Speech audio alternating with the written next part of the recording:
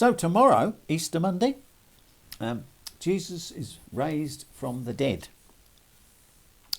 Now, if you've got any questions about that and you want an explanation as to why he died, how is it possible that he was born as a fully human, because he had to be fully human, and how is it possible that he was always perfect? Because humans, when they have children, as you've probably noticed, you get sick. You're vulnerable to disease, you eventually grow old and you die. And that's not perfection. Perfection is never getting sick, never getting old and never dying. So that was perfection, and that was Jesus Christ.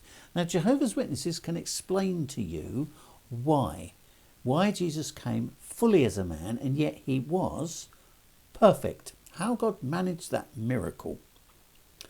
Also, they can explain why he needed to die.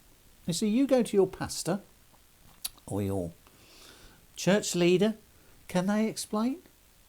In fact, lots of them are confused because they think that Jesus is part of God, and that Jesus came as God incarnate, so that when Jesus prayed, he prayed to himself.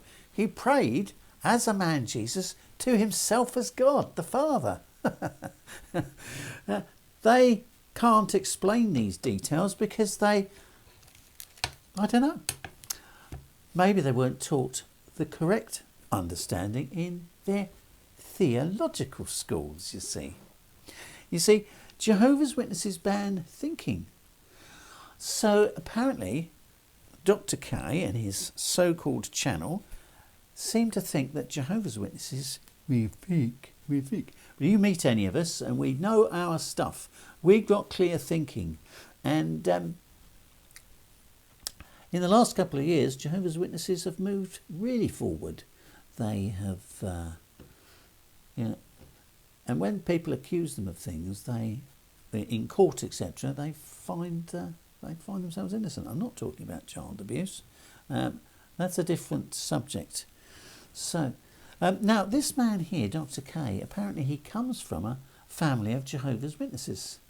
So that's interesting, isn't it? And so he has lots of chats with his brother. Heated chats, possibly.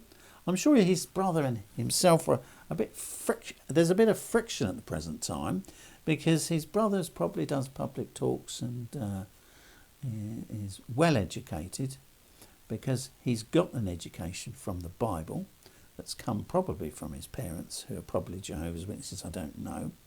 And this guy here, he's probably the black sheep of the family, and he's making all these YouTube channels, and he claims that we're thick. Okay, he's claiming his own brother's thick, really, because he says that Jehovah's Witnesses ban thinking.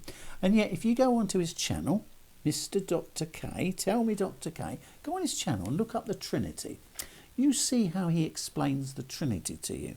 Now, if you want an explanation of the Trinity, it's a pathetic attempt.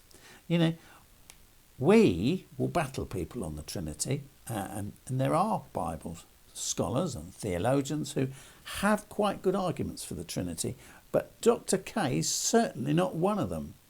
So maybe he should look at himself and his reasoning about thinking.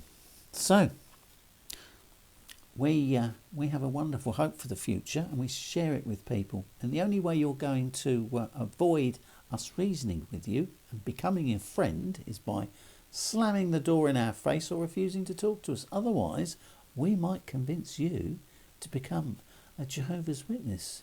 Just like Festus, King Festus, or was it Governor Festus, said to Paul that if you keep talking to me, you will convince me to become a Christian. And he was he was trying to listen to Paul's court case, because Jews had accused him of all sorts of unpleasant actions. So anyway, thank you very much. Take care. And enjoy the holidays. Thank you.